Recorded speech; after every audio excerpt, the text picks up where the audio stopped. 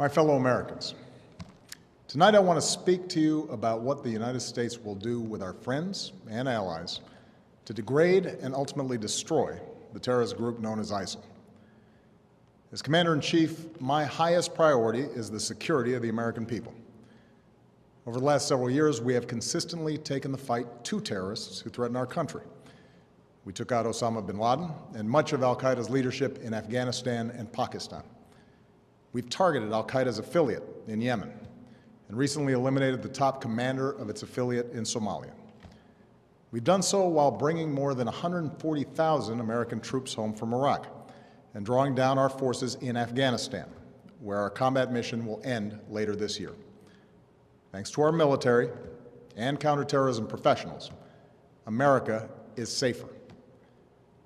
Still, we continue to face a terrorist threat.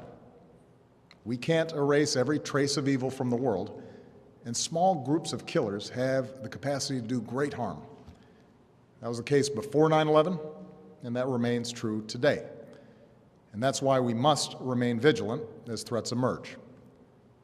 At this moment, the greatest threats come from the Middle East and North Africa, where radical groups exploit grievances for their own gain.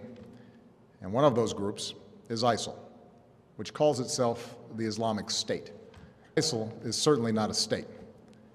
It was formerly al-Qaeda's affiliate in Iraq and has taken advantage of sectarian strife and Syria's civil war to gain territory on both sides of the Iraq-Syrian border. It is recognized by no government, nor by the people it subjugates. ISIL is a terrorist organization, pure and simple, and it has no vision other than the slaughter of all who stand in its way. In a region that has known so much bloodshed, these terrorists are unique in their brutality. They execute captured prisoners. They kill children. They enslave, rape, and force women into marriage. They threatened a religious minority with genocide. And in acts of barbarism, they took the lives of two American journalists, Jim Foley and Steven Sotloff. Our objective is clear. We will degrade and ultimately destroy ISIL through a comprehensive and sustained counterterrorism strategy.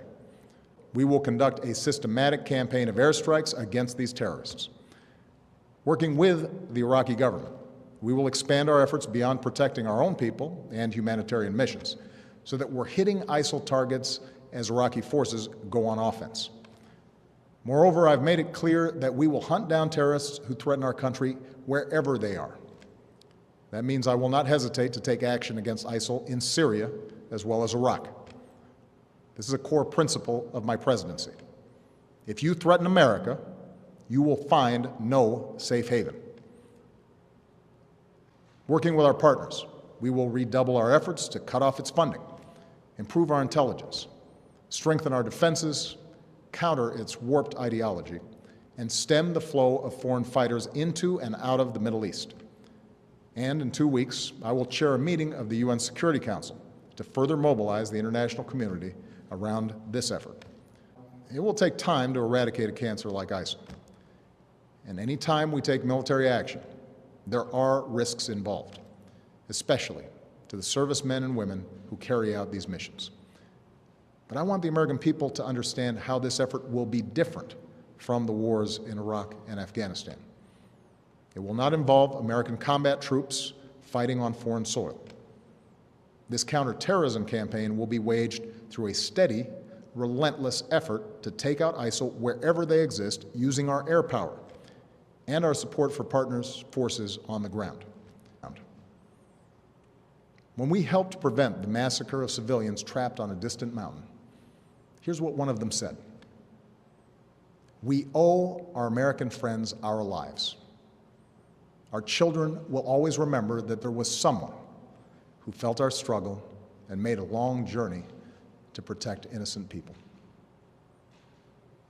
That is the difference we make in the world. And our own safety, our own security, depends upon our willingness to do what it takes to defend this nation and uphold the values that we stand for. Timeless ideals that will endure long after those who offer only hate and destruction have been vanquished from the earth.